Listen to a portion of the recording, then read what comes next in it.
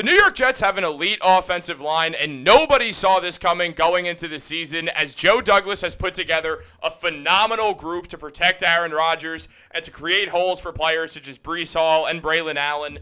And we just have to break this down. What's up, guys? Welcome back to Jets Digest. It's Chris and Matt here. Matt, the Jets have a good offensive line for the first time in a very, very long time. Obviously, there's been the massive playoff drought, and it feels like since that began, the offensive line has just gotten worse and worse as time has went on. But Joe Douglas has done a great job turning things around, making this team better on offense when it comes to the trenches. Now, there is a lot to be upset about with the defensive line, but that's not all on Douglas. There's a lot to break down with this offensive line, so we're going to jump right into it. Matt, 5 years ago, on Thursday Night Football, the Jets played the Patriots. It was the infamous Seeing Ghosts game by Sam Darnold, and the Jets had the worst offensive line maybe in history. 5-year turnaround, more like a 1-year turnaround, honestly, with just going in from last season to this season. Great job by the Jets. Take it away. Yeah, so Chris, this season, obviously, the offensive line has looked a lot better than last season. Huge improvement. A lot of that comes from the offseason acquisitions of the right tackle Morgan Moses from the Ravens and the left guard who was let go by the Ravens, John Simpson, who Joe Douglas signed in free agency. And this is exciting because us Jets fans, we know all about horrible offensive line play and how when your guys up front aren't getting the job done, the rest of the offense just falls apart behind it. So now we also got AVT, Elijah Vera Tucker, playing right guard. He's healthy after back-to-back seasons ended by season-ending injuries earlier in the year after he started off by having successful years. Or he started off by playing well, looked like he was on track for successful years, and then he just got caught with season-ending injuries, which was really unfortunate because he was someone we traded up for in the first round, and we were really excited to see what he could do with a full season playing for the Jets. So now, before the season started, PFF had the Jets ranked as the 5th offensive line in the league, which I was pretty skeptical to see because it always just seems to go wrong for the Jets, whether it's the MetLife turf or whether it's just like signing Laken Tomlinson and he just comes in and sucks for whatever reason. It just seems like it never works out for the Jets for some reason. But now the 4 guys I talked about, they're starting to work out really well. And also the most important position on the offensive line is always going to be the left tackle. Jets brought in Tyron Smith out of free agency.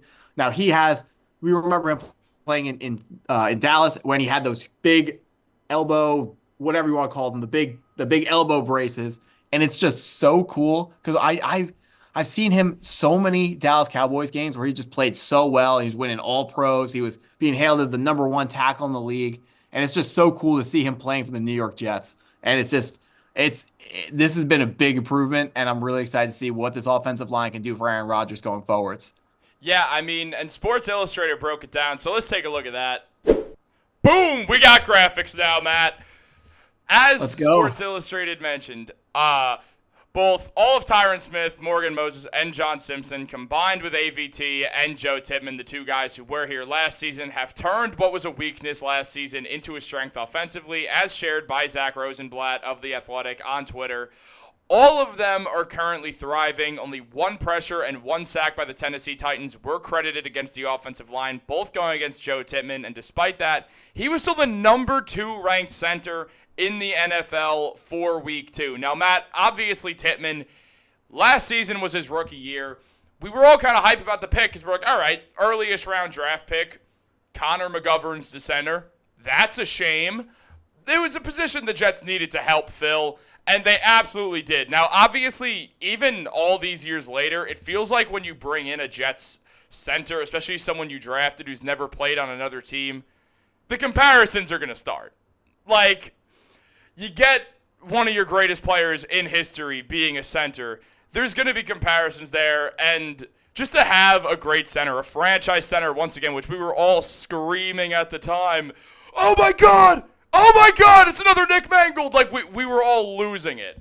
Now, hopefully, that helps to continue with other young offensive linemen, such as AVT and obviously Olo Fashanu, who I think it's amazing that he's getting a year to learn from Tyron Smith, from Morgan Moses. I think that's going to help his game a ton. It clearly works in football when you have, obviously you don't always have to do it, but it clearly works when you have great vets in a locker room for a rookie you have high expectations for. I think the pretty much go-to for that now is Alex Smith and that guy Mahomes or whatever they call him. But so as mentioned, the Jets are the only team in the NFL with 0 accepted offensive holding penalties. There was one that got declined by the 49ers, and on top of that, for as much criticism as Joe Douglas deserves for the defensive line moves that he made in the offseason, the offensive moves look fantastic. Arguably, they were the worst offensive line in the league last year. Now they're possibly a top 5 unit, added 3 new starters on a major budget.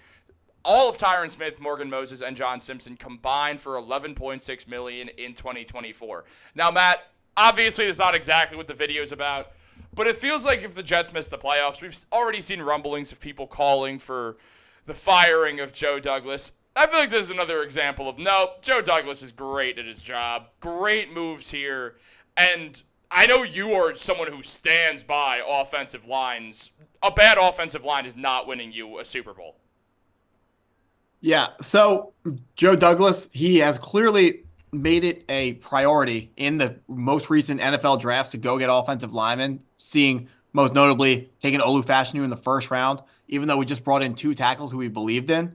But I really think that's important for him because he's a guy who has a lot of raw tools coming out of Penn State, but he might need, just a little bit of time to fully turn into the elite left tackle that we believe he can be.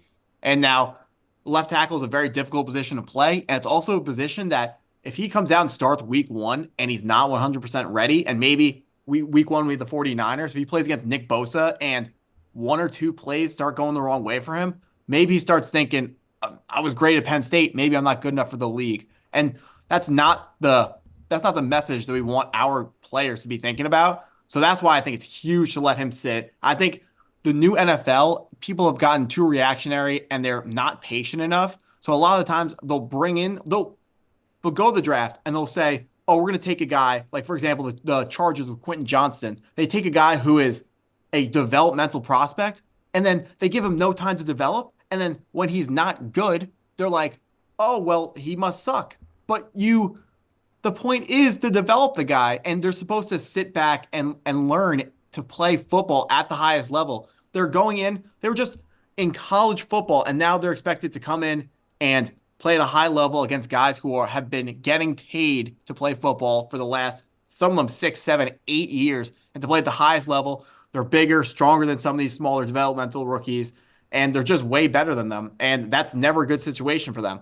But also another reason why Joe Tippmann, the center, is exciting, of course, high draft pick, second-round pick is high for a center because it's not deemed. Interior offensive line as a whole is not seen by NFL GMs as a very high priority position, so they usually don't get drafted very high.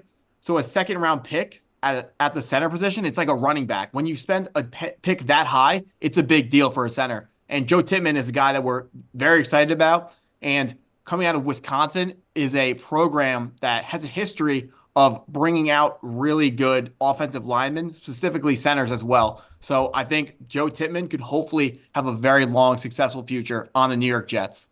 Yeah, I mean, I have to agree. It's something where you're looking at this team, and not only is the offensive line good right now, the offensive line is set up to be good for the next few seasons after this, even longer than that. AVT is young. Tippmann is young. Olo Fashanu's a rookie. Like, you got young players to build around. And what's fun is that, 2 of them are interior. You'd rather be 2 outside guys. You'd rather be 2 tackles. But whatever. You got a center, a guard, and a tackle, all of whom are ready to really perform, maybe with the acceptance of Olo just because he's been in the NFL for 2 weeks of his life. But, the other 2, they're ready to perform now. Olo will be ready next year. You're looking at this team, and the Jets have done a great job turning around this ship. Now, obviously, there's still work to be done on the defensive end, but if you look at Aaron Rodgers, he has had the most time in the pocket. Just when you look at clean pockets, Aaron Rodgers, far away the cleanest pocket. This is what he needed to succeed. Rodgers is in a point in his career where we're going to look at him as someone who's going to be, more than anything, this field general, smart veteran. Is he going to be running 12 yards or gunslinging the ball as much as he was in Green Bay 6 years ago? No, but he still can do that from time to time, and also clearly still a great quarterback. Great job by the Jets to go out there and help fix the biggest issue that they've had since I was born. So, well, obviously not true, but like, shout out to Brickashaw Ferguson, especially just because that's the greatest name ever, and it's why I'm going to name your third born, a deal that we have in fantasy football, to Brickashaw.